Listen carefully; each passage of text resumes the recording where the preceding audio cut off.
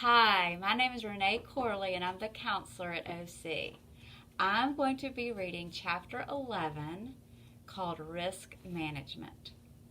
On their walk home, Cleo told Kaylee about going from class to class that afternoon, promoting her business. Lexi Lewis looked like she was going to vomit the whole time I was talking. Was she sick? Josh lagged behind, banging his lunchbox against every sheet sign and lamppost. Cleo threw her hands up in the air. Why won't she just leave me alone already? Kaylee looked sympathetic, but she had nothing to say. If only I hadn't been chosen to be her welcome ambassador when she came to New Heights last year. Yeah, I don't think she's liked you much since that first day when you accidentally knocked a tray of spaghetti into her lap. Cleo grimaced. She was wearing brand new white jeans. Who wears white jeans? Lexi Lewis, that was who. I think she's just jealous that people like you and they don't really like her. Cleo thought about that. Could Lexi Lewis actually be jealous of her? It seemed impossible, but Kaylee made a good point. Was there anything to like about Lexi? They reached Cleo's house. See you tomorrow. You'll have your camera, right? Kaylee had agreed to bring the super nice camera her dad had bought her on her last visit. It could record videos as well as take pictures. Sure, see you tomorrow. Kaylee kept walking. Cleo turned to her brother. I need to borrow your Nerf gun. Why? For my business, of course. What are you going to give me? She crossed her arms. Give you? I gave you the Nerf gun. Only part of it, his lips pursed. He made a clicking sound with his tongue against his teeth. I'll rent it to you for $1. Rent? When had her brother become such a business shark? An idea sprang into her mind. I know. I'll let you be in a picture with everyone who gets a tooth out, since you're the star of the video. That might be worth something, she thought, getting to take a picture with a kid on YouTube. He smiled. Am I going to be famous? She wrapped her arm around his neck, grateful he'd moved on from the rental thing. Stick with me, kid, and you just might be. She rolled out her business over dinner, telling her parents all about going around the school to promote it and how she would use the same method she had on Josh and her plans to give 20% of the profits to Horizon Home. The only thing she left out was the one tiny detail of her and Josh being on YouTube, and the fact that she'd used the tablet without permission to film themselves. She couldn't tell them, not yet. Mom might shut down her business again, and Cleo couldn't risk that. Practically the whole school knew about it. She could have dozens of customers. Mom took a deep breath. Cleo, I can tell you're excited about this, but did it ever cross your mind to check with us first before going out and telling the whole world? I'm checking with you now. No, you're not. You're telling us what you've already done. Mom looked exasperated.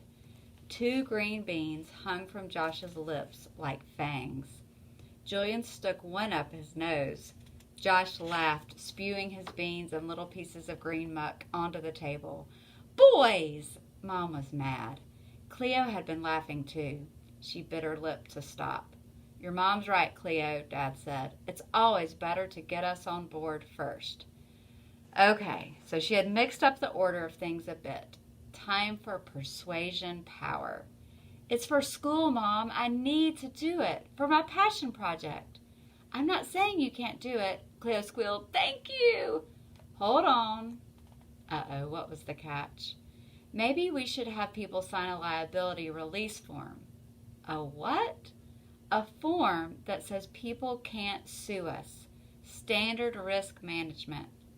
Before the boys, Mom had worked at St. Luke's Hospital, making sure the hospital wouldn't get sued. Mom, sometimes you just have to take a risk and not worry so much about it. Dad raised an eyebrow. A smile crinkled the corners of his mouth. Whatever you're thinking, you can keep it to yourself, Mom warned. No one's going to sue us, Mom. It works. You saw it. Right, Joshy? Right. Mom looked at Josh, a smile on her lips at last. Okay. Yay! Yay! Cleo jumped up and squeezed her mom. Thank you, thank you, thank you. Mom's head bobbled as Cleo jiggled up and down. But we're all going with you. Cleo didn't protest.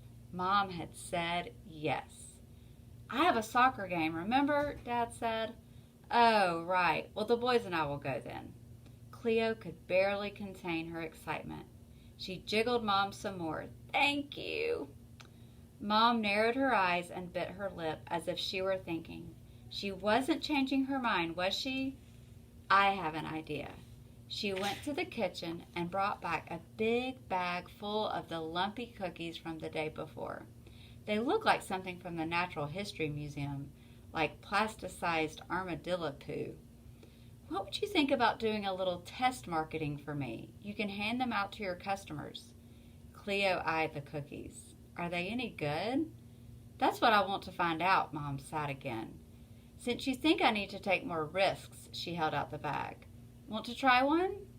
That's a risk I'm not sure I'm ready for, Cleo said. Dad stifled a laugh. Mom shook the bag. Come on, they're breakfast cookies. Cookies for breakfast? Mom was working some persuasion power of her own. Now that's a great idea. Cleo nodded in approval. But they still have to taste good. Barkley barked from his spot under the table. He didn't bother standing up. Sorry, Barkley, not for you, Mom said, and pulled out a cookie. Josh grabbed it. Me too, JJ shouted. Ew, Josh's nose wrinkled. They stink. He dropped the cookie back in the bag. As I was saying, Cleo crossed her arms. Josh, Mom fished it out again. You can't touch it and put it back in. Mom tipped the bag toward Dad. He raised a hand and shook his head. I'm pretty full from dinner, thanks. Cleo sniffed the cookies. They smelled like something familiar. Black licorice, maybe? What's in them? She asked. Mom ticked off the ingredients on her fingers. Let's see. Amaranth flour, oats, organic cage-free eggs, prune juice. Prune juice? Josh stuck out his tongue. Yuck. He and Jay ran from the room. Dad started clearing the table. Mom continued listing ingredients. Dried apples, cinnamon, anise. What's that? A seed that tastes like licorice. And smells like it too, Cleo said, and pinched her nose. Anise is good for your digestion and your breath, a great way to start your day. That could be your slogan, Cleo said, still excited about Mom's business venture, even if the cookies didn't sound or smell very appetizing. I'll try one tomorrow, Cleo said. Her stomach was feeling a little shaky, although she wasn't about to mention that to Mom. She didn't want Mom to have any reason to keep her home on her business's launch day. Mom shrugged. Suit yourself. She zipped up the baggie. I'll need your help with a name for them. You're good at that. And let's keep working on a slogan. Cleo tapped her cheek. She and her mom had never brainstormed for a business together. This would be fun. How about Nikki's breakfast cookies? They taste better than they smell. Mom swatted at her. Very funny. Saturday morning, Cleo packed her backpack with everything she needed. Floss, a beach towel, tacks, tape, and a big rolled-up banner with the name of her business. The only thing missing was her extractor extraordinaire. She went to find it. Mom came out of the boys' room. Her hair looked like a raccoon nest. Dark shadows circled her eyes. Julian's sick, she said. I've been up with him all night. Sorry, honey, but there's no way we're going to the park. Josh came bounding up the stairs. Chocolate chip pancakes are ready, but don't give any to JJ. I don't want to see what that looks like coming back up. Cleo ignored her brother's grossness. Can Josh and I still go? By yourselves? Mom shook her head. No, I don't think so. She headed toward the stairs. Cleo followed on her heels. What? Mom, I have to go. Customers will be expecting me. If I don't show, I'll lose people's trust. We'll just be at the park. It's not that far away. She was not giving up. I'll take your cell phone. I'll wash the dishes for a month. We're test marketing your cookies, remember? I want to go, Josh cried. Amelia's coming. Dad held out a huge platter of pancakes. Breakfast is served. Dad, can you come to the park with us? Get your assistant to cover for you. I can't bail on my team, but we could head there as soon as the game is over. He walked out of the kitchen with a platter. Cleo trailed him to the table. What time would that be? I don't know, maybe 11:30? My flyer says I'll be there from 10 to 2. This was horrible. Sit down and start eating. Everyone thinks better when their blood sugar's level. He pulled Mom into the kitchen. They came back a minute later. We're going to let you go on your own, Dad said, but you'll have Mom's phone and the dog with you. Barkley, lying in the living room, lifted his head. Cleo didn't think an obese dog would intimidate anyone, if that's what her parents were thinking. Plus, he was a black lab, the friendliest breed around. Now, if he sat on someone, that could do some damage. Anyway, she wasn't going to argue, whatever it took to get to the park. I'll come as soon as the game is done. Cleo beamed. Thanks, Dad. Dad kissed them all goodbye and headed out. A little while later, Cleo was still at the table. Her pancakes barely touched. Normally, she'd have gobbled them up like Barkley with the avocados. Mom put her hand to Cleo's forehead. You're not getting sick too, are you? No, I'm fine. Just ready to get to the park. She stood and swung her backpack onto her shoulders. I'll have one of your breakfast cookies later. Come on, Josh, time to go.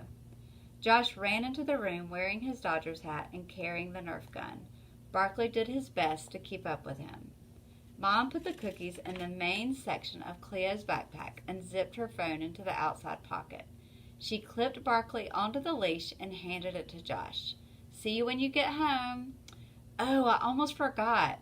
Mom disappeared for a moment. She came back with a box of latex gloves and a container of gauze patches. I want you to use these. Taking risks is one thing. Avoiding bloodborne illness is another. Cleo started to protest until she imagined herself wearing the gloves. Like an actual doctor. Yes, gloves and gauze definitely made a professional touch. Thanks, Mom. They headed down the walkway to the gate. Don't forget about the cookies, Mom called. Don't worry, Mom. Cleo smiled over her shoulder. I can sell anything. As Dad said, she could sell teeth to a crocodile. But right then, it was time to sell pulling teeth.